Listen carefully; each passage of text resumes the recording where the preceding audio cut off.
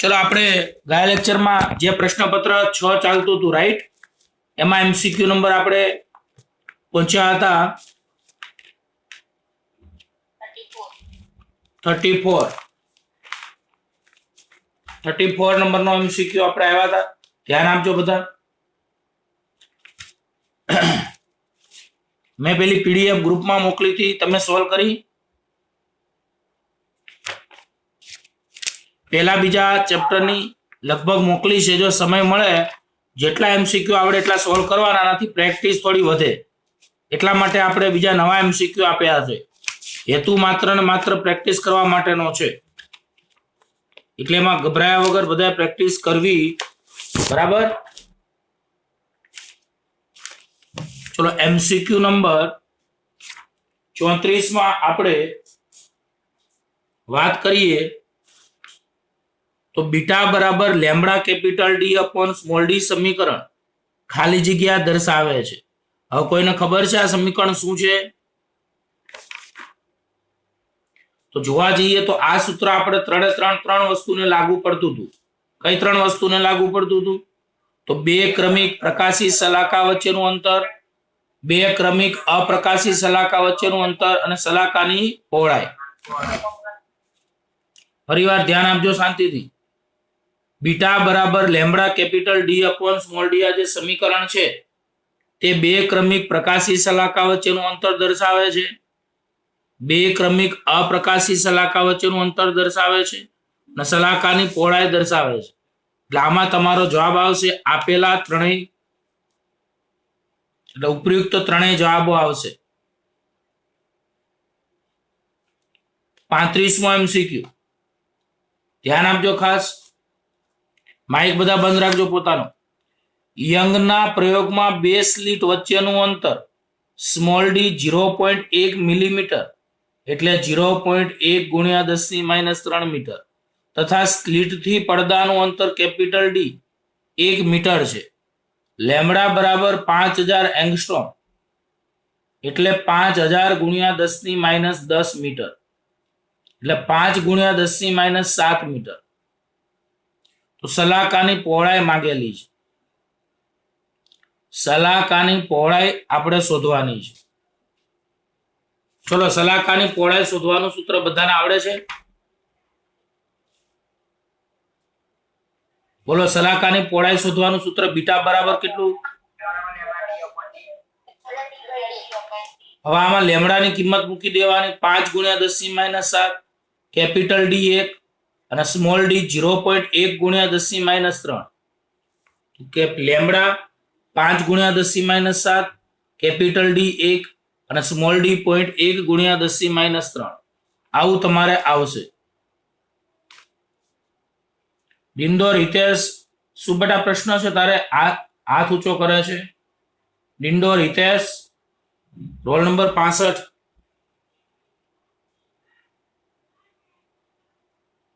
तो बीटा बराबर lambda capital D upon small D आना आधारे तमे सादरूप आपशो એટલે આનો જવાબ તમારે આવશે 5 ગુણ્યા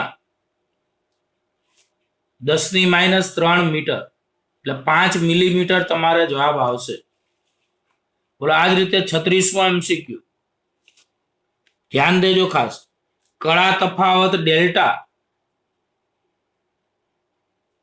અને પથ તફાવત डेल्टा एक्स वच्चेनो संबंध खाली जग्या है आवो तमने सवाल पूछ्यो छे जो कोईने याद होय तो आवुं मैं शीखवाड्युं हतुं कळा तफावत इज इक्वल टू 2π/λ गुणिया पद तफावत 11 साइंस में पण आव्युं हतुं अने 12 साइंस में पण शीखवाड्युं हतुं तो आ बे याद राखजो खास कळा तफावत बराबर 2π/λ गुणिया पद तफावत कड़ा तफावतनी संज्ञा फाई या 2π/λ અને પદ તફાવત એટલે ડેલ્ટા x તમારો વિકલ્પ નંબર બી આમાં જવાબમાં આવશે 37મો એમસીક્યુ બે સ્લીટો વચ્ચેનું અંતર સ્મોલ ડી બરાબર 1 મિલીમીટર એટલે 1 ગુણ્યા 10⁻³ મીટર પડદો 1 મીટર दूर છે સ્લીટ થી એટલે ડી બરાબર 1 મીટર જ્યારે લેમડા બરાબર 500 નેનોમીટર, બોલો 500 ગુણ્યા 10⁻⁹ મીટર હોય તો તરંગ લંબાઈનો બ્લુ ગ્રીન પ્રકાશ વાપરવામાં આવે છે. તો સલાકાઓ વચ્ચેનું અંતર શોધવાનું છે. બોલો સલાકા વચ્ચેનું શું માંગ્યું છે? અંતર. કોઈને ખબર છે સલાકા વચ્ચેનું અંતર એટલે શું?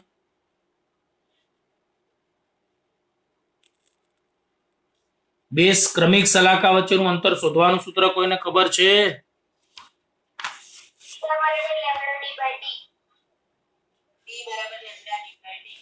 તો beta is equal two lambda D upon D.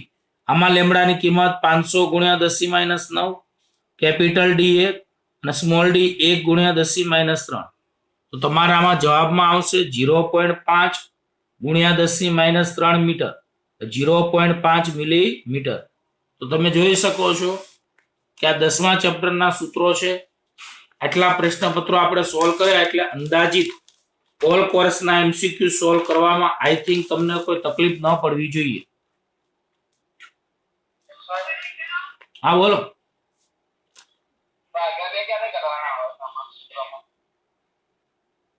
કેમાં?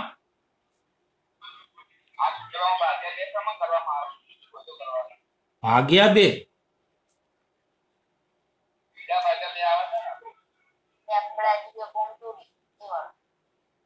જો આ સૂત્ર અહીંયા ધ્યાન આપજો ખાસ. હા આમાં જ આવે મારી મિસ્ટેક છે ભાઈ. બે ક્રમિક પ્રકાશી સલાકા વચ્ચેનું અંતર એમાં જેવું આવશે લેમડા ડી અપોન 2d આવશે. આપણે ત્યાં ડી લખ્યું હતું ને. જો અહીંયા આ ધારો કે પ્રકાશી સલાકા છે, માની લો. બોલો આ કઈ સલાકા છે? અને માની લો કે આ અપ્રકાશિત સલાકા છે. હવે ધ્યાન આપજો ખાસ. એક પ્રકાશિત સલાકા, બીજી અપ્રકાશિત. સોરી, સૂત્ર બરાબર હતું બેટા. સલાકાની પહોળાઈ શબ્દ વાપરેલો હોય તો લેમડા ડી અપોન 2d એટલે કે બીટા બાય 2 આવે. કારણ કે અહીંયા બે ક્રમિક પ્રકાશિત સલાકા વચ્ચેનું સલાકાની પહોળાઈ હતી એ આપણે કેટલી આવી હતી? તો x બાર બાય 2 આવ્યું હતું. x બાર બરાબર બીટા બરાબર આપણે કેટલા લેતા હતા? લેમડા ડી અપોન ડી લેતા હતા. તો યાદ રાખો. બોલો બે ક્રમિક પ્રકાશી સલાકા વચ્ચેનું અંતર એટલે આ એક પ્રકાશી સલાકા અને બીજી આ અંતરને આપણે x બાર એટલે કે બીટા કીધું હતું. આ જ રીતે અહીંયાથી અહીંયા સુધીનું જે અંતર હતું એને આપણે x બાર એટલે કે બીટા કીધું હતું. તો કોઈ પણ એક સલાકાની પહોળાઈ આવે ત્યારે તમારે beta is equal two lambda D upon 2d સૂત્રનો ઉપયોગ થાય. ખબર પડી? હા કે ના? અવાજ આવે છે બધાને?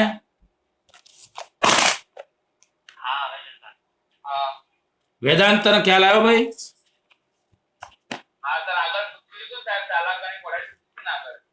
હા એટલે ત્યારે એમાં ભૂલ હતી. સલાકાની પહોળાઈ કદાચ ન આવવું જોઈએ.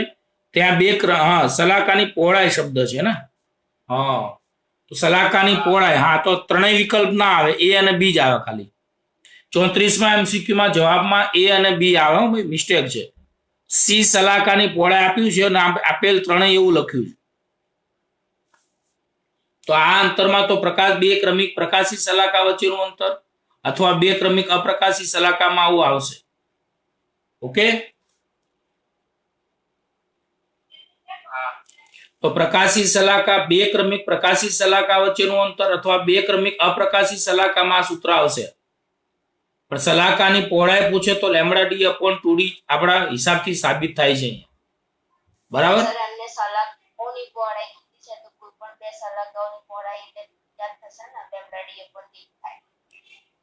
કોઈ પણ સલાકાઓની પહોળાઈ, આમ સોરી સલાકાઓની પહોળાઈ. ગુજરાતી વાક્યો બધા બહુ જોવા પડે એમ છે, આપણે જોયા નહીં. અને સલાકાની પહોળાઈ, આ બેમાં તફાવત છે. સલાકાઓની પહોળાઈમાં આપણે બે સલાકાઓની પહોળાઈ લઈએ એટલે 2 ગુણ્યા લેમડા ડી અપોન 2d. બે ઉડી જાય તો લેમડા ડી અપોન ડી. એટલે પહેલા વિકલ્પમાં જે 34માં હતું એમાં આપણે સલાકાની પહોળાઈ નથી, સલાકાઓની પહોળાઈ છે. સલાકાઓની પહોળાઈ એટલે આપણે બધાને ખ્યાલ આવી જાય કે એક પ્રકાશિત અને બીજી અપ્રકાશિત, એટલે 2 વડે ગુણવાના. પણ જો ખાલી સલાકાની પહોળાઈ હોય તો લેમડા ડી અપોન 2d આવશે.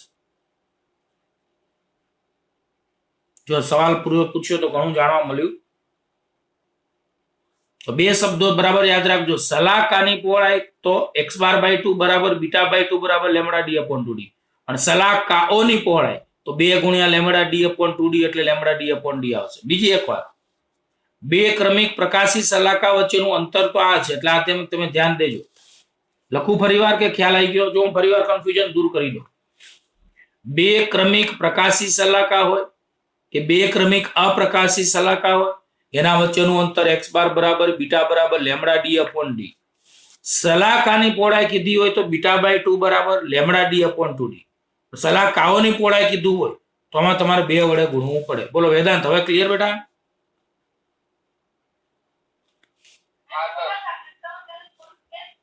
ચલો વેદાંત, આજુબાજુમાં અવાજ ન હોવો જોઈએ. 38મો MCQ.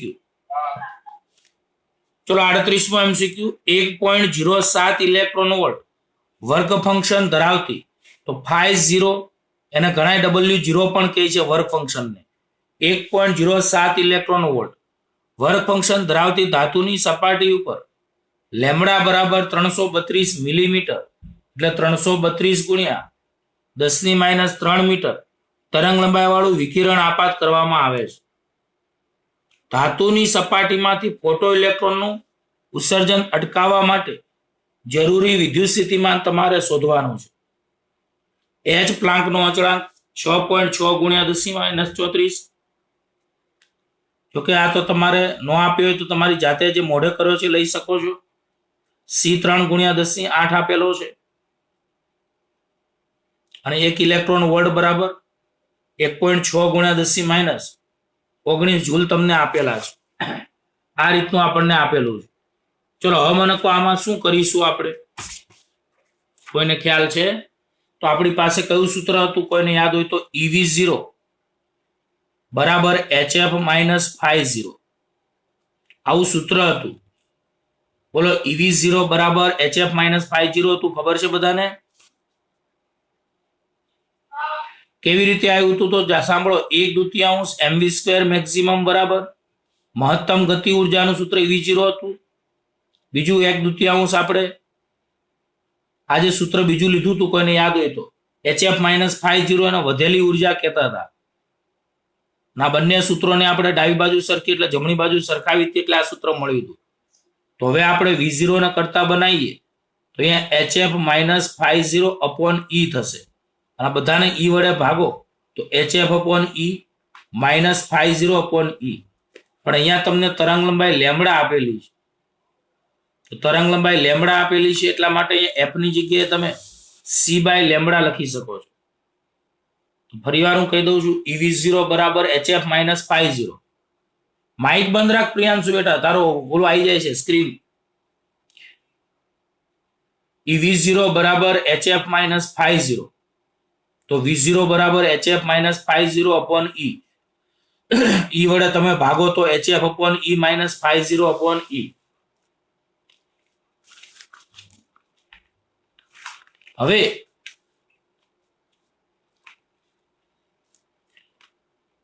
V0 બરાબર HF અપો તો F હતા એની જગ્યાએ C બાય લેમડા. પ્લાન્કનો અચળાંક અહીંયા આપણને 6.6 ગુણ્યા 10⁻34 આપ્યો તો. C3 ગુણ્યા 10⁸ જાણીએ છીએ. છેદમાં તરંગ લંબાઈ લેમડા 332 ગુણ્યા 10⁻9 નેનોમીટર એટલે E એટલે 1.6 ગુણ્યા 10⁻19 minus work function phi 0 1.07 electron volt એટલે 1.6 ગુણ્યા 10⁻19 છેદમાં E એટલે 1.6 ગુણ્યા 10⁻19. આ બંને ઉડી જશે અને આનું સાદુરૂપ તમે આપશો. Stopping potential V0 3.72 minus 1.07 2.66 volt.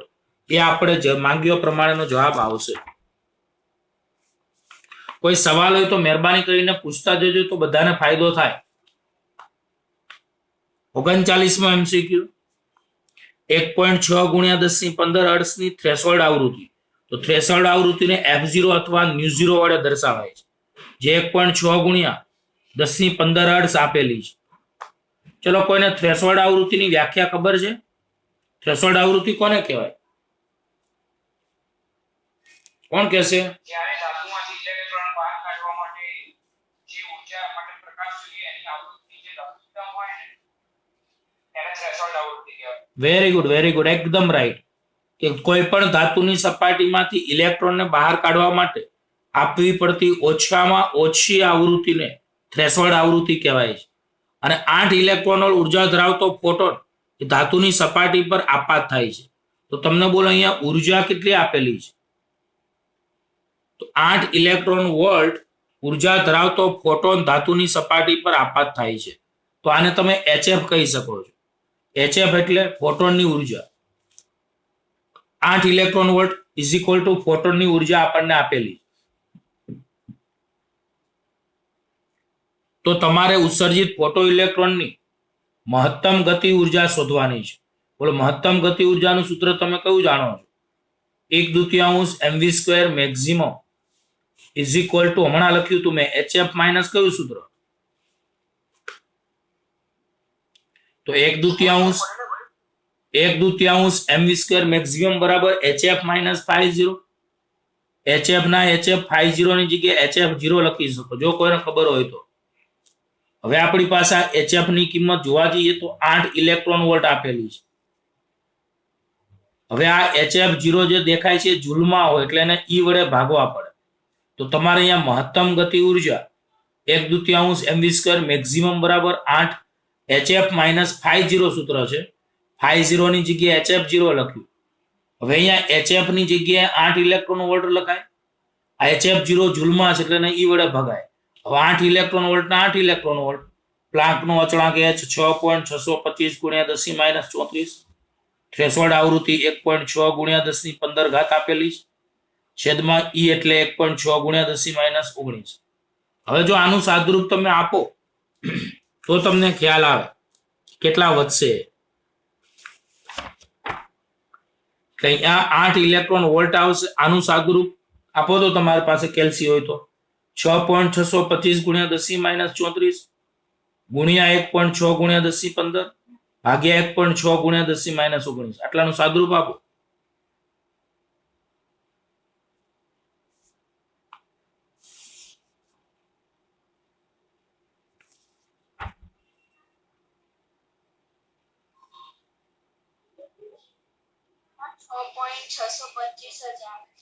છ પોઈન્ટ 625 એટલે આપણે 6.6 ગણો ને તો 8 ઇલેક્ટ્રોન વોલ્ટ માંથી 6.6 ઇલેક્ટ્રોન વોલ્ટ જાય તો કેટલા વધે?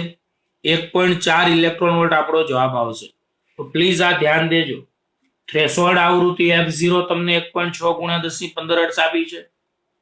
HF એ ફોટોનની ઉર્જા છે જ્યાં 8 ઇલેક્ટ્રોન વોલ્ટ આપી છે. મહત્તમ ગતિ ઉર્જા શોધવાની છે. મહત્તમ ગતિ ઉર્જા 1/2 mv² મેક્સિમમ બરાબર HF માઇનસ 50. HF ના HF 50 HF0. હવે HF 8 ઇલેક્ટ્રોન વોલ્ટ છે પણ HF0 એ જૂલમાં છે. જૂલને ઇલેક્ટ્રોન વોલ્ટમાં ફેરવવા E વડે ભાગવા એટલે 8 ઇલેક્ટ્રોન વોલ્ટ માઇનસ પ્લાન્કનો અચળાંક H 6.625 × 10 - 34. થ્રેશોલ્ડ આવૃત્તિ F0 1.6 × 10⁻15 E 1.6 × 10 - 19. તો 8 electron volt minus 6.6 electron volt એટલે 1.4 ઇલેક્ટ્રોન વોલ્ટ. તો મહેરબાની કરી MCQ ખૂબ જ સરસ છે.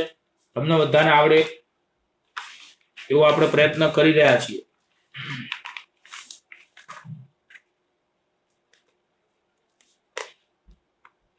ચલો ધ્યાન આપજો. 40મો MCQ.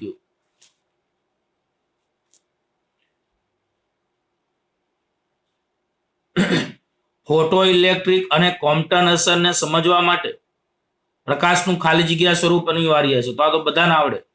ફોટો ઇલેક્ટ્રિક અને કોમ્પટન અસર સમજવા માટે પ્રકાશનું ખાલી જગ્યા સ્વરૂપ અનિવાર્ય છે. બોલો કણ સ્વરૂપ, તરંગ સ્વરૂપ, ઉર્જા કે કોઈ પણ? તો કણ સ્વરૂપ હશે તો જ આઈન્સ્ટાઈનની ફોટોઇલેક્ટ્રિક અસર અને કોમ્પટન અસર લાગુ પડશે. 41મો MCQ. નીચેનામાંથી કઈ સંક્રાંતિમાં મહત્તમ તરંગ લંબાઈ મળશે? તમને લોકોને ચાર વિકલ્પોમાં એક n બરાબર 2 થી n બરાબર 1, બીજો n બરાબર 3 થી n બરાબર 2, ત્રીજો n બરાબર 5 થી n બરાબર 4 અને ચોથું n બરાબર 3 થી n બરાબર 1.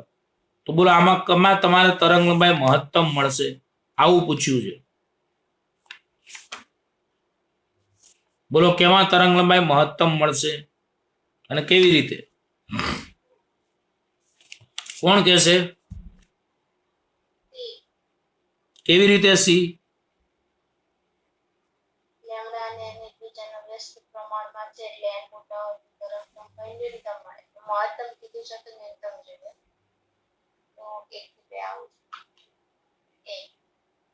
એ જવાબ એમ.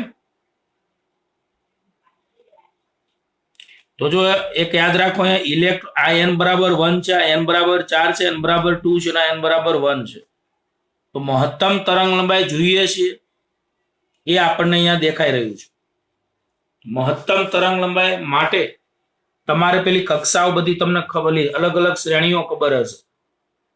લાયમન, બામર, પાસવન, બ્રેકેટ, ફંડ, બધી શ્રેણી ખબર છે. એમાં બોલો લાયમન શ્રેણી માટે કઈ તરંગ લંબાઈ હતી? મતલબ કયો પ્રકાશ ઉત્સર્જાતો હતો? અલ્ટ્રાવાયોલેટ. એટલે એને પાર જાંબલી કહેતા હતા, યાદ હોય તો. બોલો પાર જાંબલીની તરંગ લંબાઈ લગભગ 2000 એંગસ્ટ્રોમ ની આસપાસ હોય છે. લાયમન પછી કઈ હતી? લાયમન શ્રેણી હતી. પછી કઈ શ્રેણી હતી? બામર શ્રેણી.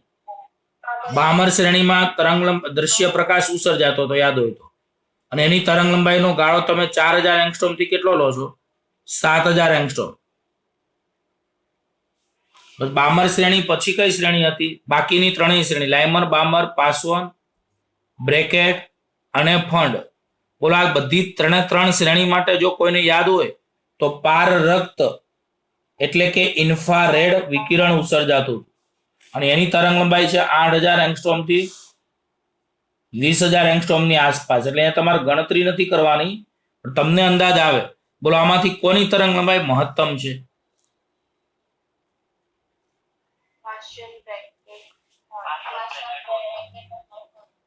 તો એમાં તમારે જોવા જઈએ તો એમાં મને કહો, લાયમન માટે ઇલેક્ટ્રોન n બરાબર 1 માં આવે, બામર માટે 2 માં આવે, પાસવન માટે 3 માં આવે, બ્રેકેટ માટે 4 માં આવે અને 5 માં આવે. તમે વિકલ્પમાં જુઓ. બોલો n બરાબર 1 એટલે કઈ શ્રેણી આવશે? ક્યાંથી ક્યાં ઇલેક્ટ્રોન આવે છે એ જોવાનું તમારે. મને કહો આમાં ઇલેક્ટ્રોન ક્યાંથી આવે છે નહીં જોવાનું. ઇલેક્ટ્રોન ક્યાંથી આવે નહીં જોવાનું, ક્યાં આવે છે જોવાનું. ક્યાં આવે છે? તો લાયમન શ્રેણીમાં તરંગ લંબાઈ કેવી હોય? ઓછી હોય. પછી n બરાબર 2 બામર, એમાં એનાથી થોડી વધારે હોય. 1 એટલે પાછી લાયમન, પણ 4 એટલે થાય બ્રેકેટ, અને બ્રેકેટમાં તરંગ લંબાઈ મહત્તમ હોય. એટલે આ રીતે તમારે આ નવા પ્રકારનો આખો MCQ છે. ખબર પડી કે ના પડી બધાને? આ આખું અલગ છે. તમે જે કોઈ પણ એક શ્રેણીનો દાખલો હોય, ધ્યાન દેજો. પ્રાંજલ તું જે બોલી એ સાચું છે, પણ એક શ્રેણી માટે. જો કોઈ એક જ શ્રેણીનો દાખલો હોય, જો કોઈ એક જ શ્રેણીની વાત હોય અને એમાં લેમ્બડા મહત્તમ શોધવાના હોય, તો એમાં n કેવા લેવાના? લઘુત્તમ. અને લેમ્બડા લઘુત્તમ શોધવાના હોય તો n મહત્તમ લેવાના, એટલે કે ઇન્ફિનિટિવ લેવાના. એટલે આ પોઈન્ટ ધ્યાન દેજો. આ દાખલા આપણે આવેલા છે. જો કોઈ એક શ્રેણી હોય અને એમાં તમારા તરંગ લંબાઈ મહત્તમ જોતી હોય તો n લઘુત્તમ લેવાના, અને જો લેમ્બડા લઘુત્તમ જોતા હોય તો n કેવા લેવાના? મહત્તમ. પરંતુ આ તો આપણે મહત્તમ તરંગ લંબાઈ પૂછી હતી નીચેનામાંથી કઈ સંક્રાંતિ માટે, કોઈ શ્રેણી માટેનો દાખલો નહોતો. આમાં દાખલા રકમમાં આગળ એવું લખ્યું છે, નીચેનામાંથી કઈ સંક્રાંતિ માટે. તો કોઈ શ્રેણી આપણને આપેલી નથી, સિંગલ શ્રેણી. ખબર પડી આ બેમાં ક્યારે શું લેવાનું? ખબર પડી બાળકો? કોઈ એક શ્રેણીનો દાખલો હોય તો તમારે આ મુદ્દો લાગુ પાડવાનો. દાખલા તરીકે 42મો MCQ, બામર શ્રેણીની પ્રથમ રેખાની તરંગ લંબાઈ ખાલી જગ્યા એંગસ્ટ્રોમ છે. તો બામર શ્રેણીની પ્રથમ રેખાની તરંગ લંબાઈ પૂછી છે. અને આર તમને 1.097 ગુણ્યા 10⁷ મીટર ઇનવર્સ આપેલો છે. જોકે આ તો તમને મોઢે પણ હોય, પણ તોય આપણે રીત કહીએ. બોલો બામર શ્રેણીની પ્રથમ રેખાને આલ્ફા રેખા કહી શકાય. બોલો બામર શ્રેણીની પ્રથમ રેખાને શું કહી શકાય? આલ્ફા રેખા. બોલો બામર શ્રેણીનું સૂત્ર આપણી પાસે છે. તો બામર શ્રેણીનું સૂત્ર 1/λ r કૌંસમાં 1/2² - 1/n², જ્યાં n બરાબર 3, 4, 5 અપ ટુ હતા. પણ બોલો બામર શ્રેણીની પ્રથમ રેખા એટલે કે આલ્ફા રેખા માટે n બરાબર જો 3 લઈએ આપણે તો 1/λ r ની જગ્યાએ r, 1/2² 4 અને 3² અહીંયા 9 આવશે. લસા લેશો તો 9 - 4/36 એટલે 1/λ 5/36 r આવશે. ઉલટાવી દો તો લેમડા બરાબર 36/5 r, માટે લેમડા બરાબર 36/5. તમને લોકોને રીડબર્ગ અચળાંક r 1.097 ગુણ્યા 10⁷ આપેલો છે. તો આનું સાદુરૂપ તમે લેમડા આપશો એટલે 65-63 એંગસ્ટ્રોમ તમને મળશે. બોલો આવડે કે ના આવડે? 43મો MCQ. હાઇડ્રોજન પરમાણુ ઇલેક્ટ્રોન જ્યારે n બરાબર 4 વાળી કક્ષામાંથી n બરાબર 4 વાળી કક્ષામાંથી n બરાબર 2 વાળી કક્ષામાં સંક્રાંતિ કરે ત્યારે મળતા વિકિરણની તરંગ લંબાઈ ખાલી જગ્યા હશે.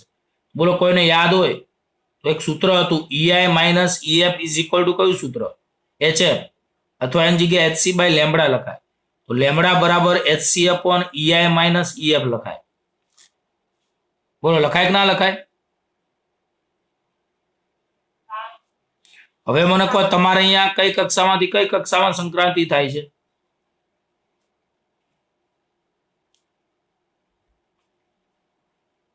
ચોથી n બરાબર 4 વાળી કક્ષામાંથી n બરાબર 2 વાળી કક્ષામાં સંક્રાંતિ થાય છે. તો તમે કામ કરી શકો છો. આપણે આ સૂત્રમાં જોકે ઉર્જાનો તફાવત આપણને આપ્યો નથી, પણ આનો જવાબ તમે કેવી રીતે લાવશો?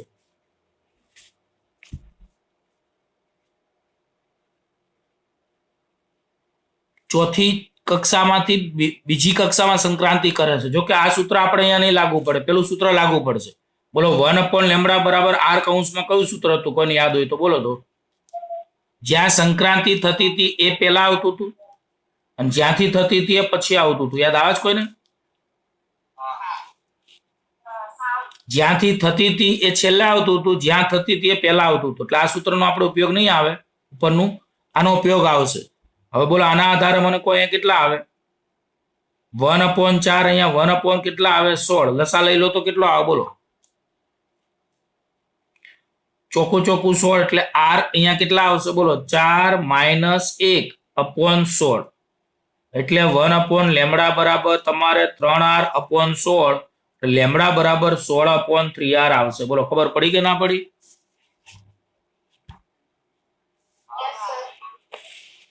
yes, 1/λ બરાબર r કૌંસમાં 1/nf² - 1/ni². આવું એક સૂત્ર હતું.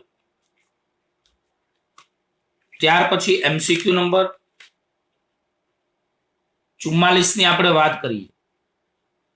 44મું 6 કાર્બન 13, 5 બોરોન 12, 7 નાઇટ્રોજન 13 અને 6 કાર્બન 12. બોલો આમાં આઇસોટોપ્સ કોણ કહેવાય? ચલો તો આઇસોટોપ એટલે શું? સમસ્થાનિક. બોલો આઇસોટોપ તો 6 કાર્બન 13, 5 બોરોન 12 અને 7 નાઇટ્રોજન 13 માંથી 6 કાર્બન 12 ના આઇસોટોપ્સ કોણ? તો 6 કાર્બન 12 ના આઇસોટોપ્સમાં કોણ આવે? તો પરમાણુ ક્રમાંક સરખો હોય તો 6 કાર્બન 13 આઇસોટોપ્સમાં આવે. પછી આઇસોટોનમાં કોણ આવે? તો ન્યુટ્રોનની સંખ્યા સરખી હોય. 12 માંથી 6 જાય તો અહીંયા 6 વધશે. અહીંયા ધ્યાન આપજો. 12 માંથી 6 જાય તો 6 વધે. એવી રીતે 13 માંથી 7 જાય તો તો આમાં આઇસોટોનમાં 7 નાઇટ્રોજન 13 આવે અને બધાને ખબર છે આઇસોબાર એટલે સમદળીય 12 એટલે આઇસોબાર માં આવે 5 બોરોન 12 તમારો વિકલ્પ આવે 6 કાર્બન 13 7 નાઇટ્રોજન 13 અને 5 બોરોન 12 એટલે એ જવાબ આવશે તમારો. ફરીવાર શાંતિથી ધ્યાન આપજો. આઇસોટોપ્સ એટલે સમસ્થાનિકો જેમાં પરમાણુ ક્રમાંક Z સમાન હોય પર પરમાણુ ક્રમાંક A સમાન હોય. તો 6 કાર્બન 12 નો આઇસોટોપ 6 કાર્બન 13. પછી આઇસોટ્રોનમાં ન્યુટ્રોનની સંખ્યા સરખી હોય 12 માંથી 6 જાય તો 6 વધે, તો 13 માંથી 7 જાય તો 6. આઇસોટોન 7 નાઇટ્રોજન 13 અને સમદળીયમાં પરમાણુ દળાંક સમાન હોય તો આ રીતે સમદળીય એટલે આઇસોબાર. આવડે કે ના આવડે ભાઈ? કેમેસ્ટ્રીમાં પણ આવી ગયેલું છે. 45મો MCQ. એક રેડિયો એક્ટિવ તત્વનો સરેરાશ જીવનકાળ ટાવ બરાબર 10 અવર હોય તો તેનો અર્ધ આયુ ખાલી જગ્યા. હવે બોલો, અર્ધ આયુનું સૂત્ર ટાવ બરાબર 0.693 બાય કેટલું જાણો છો તમે? હવે તમને ખબર હશે 1/λ ની જગ્યાએ તમે ટાવ લખી શકો. તો યાદ રાખજો, ટાવ હાફ એટલે અર્ધ આયુ. તો અર્ધ આયુ ટાવ હાફ બરાબર 0.693 બાય લેમડા. 1/λ ની જગ્યાએ તમે ટાવ લખો તો 0.693 ટાવ એટલે 10 અવર. ગુણાકાર કરતા 6.93 અવર તમારે જવાબ આવશે. બોલો, ખબર પડી કે ના પડી? કાલે આપણે 7મું પ્રશ્નપત્ર શરૂ કરીશું. 46મો MCQ. આમાં 1-2 MCQ બાકી રહે તો આવતા લેક્ચરમાં કરાવીશું. AU 197 ન્યુક્લિયસની તમને ત્રિજ્યા માંગી છે, ખાલી જગ્યા ફેમ્ટોમીટર. તો બોલો, આપણી પાસે R બરાબર R0 કૌંસમાં A⁻1/3 સૂત્ર હતું. કોઈને ખબર છે R0 ની કિંમત કેટલી હતી? બોલો, પરમાણુ દળાંક A ની કિંમત અહીંયા 197 આપી છે. તો આનો તમે જવાબ લાવશો એટલે આવશે 6.4 ફર્મી મીટર. બોલો, કેટલા આવશે? 6.4 ફર્મી મીટર. એને ફેમ્ટોમીટર પણ તમે કહી શકો છો. ચલો ધ્યાન આપજો. ત્યાર પછી MCQ નંબર 47. ખાલી જગ્યા અર્ધવાહક રચનાને કાર્યરત કરવા ફોરવર્ડ બાયસ આપવું પડે છે. ધ્યાન દેજો. 47મો MCQ.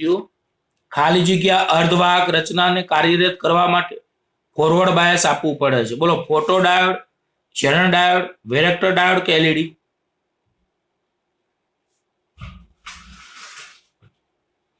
તો વેરેક્ટર ડાયોડ અહીંયા જવાબ છે, પણ એ તમારે ભણવામાં આવેલું નથી. એ થિયરી જરા આપણે આવેલી નથી, એટલે આ જવાબ યાદ રાખજો. 12નો MCQ છે. 48મો. હોલ એ ખાલી જગ્યા છે, ઇલેક્ટ્રોનનો પ્રતિકણ છે, સહસંયોજક બંધમાંથી ઇલેક્ટ્રોન દૂર થાય ત્યારે તેમાં પડેલી ખાલી જગ્યા છે, ઇલેક્ટ્રોનની ગેરહાજરી છે કે કૃત્રિમ રીતે બનાવેલ કોણ છે? બોલો, કયો જવાબ આવશે? બી જવાબ આવશે. સહસંયોજક બંધમાંથી ઇલેક્ટ્રોનને દૂર થાય ત્યારે તેમાં પડેલી ખાલી જગ્યા છે. 49.